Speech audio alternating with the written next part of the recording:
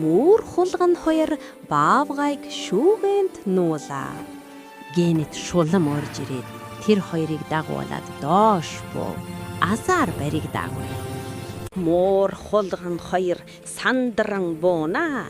Энэ байшинд өөр бас мөр хулган байдаг болтой шүү.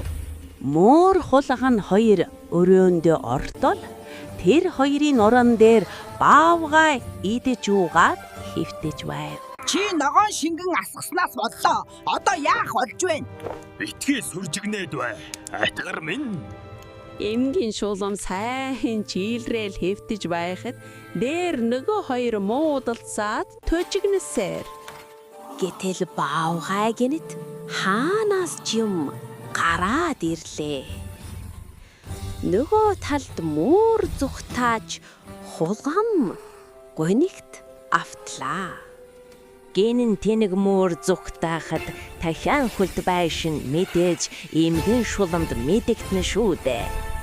Дахиан хүлт байшин хүчтэй хөдөлснөөс болж байшин доторх зүйл дээш шидэгдэж гарав.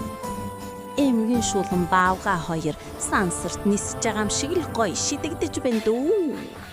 Эмигийн шуламд мөр баригдав. Эмигийн шулам тэр гурвыг хамтд нь сандал өргүүлж шийтгэлээ. Асгачлгүй аятайхан өгөөрэй. Та нараас үнэтэй шүү. Энэ амттай байхдаа тийм ээ, идэж үзэгсэн. Аймгийн шуламны шидэж шингэнд ээж аав нь харагджээ.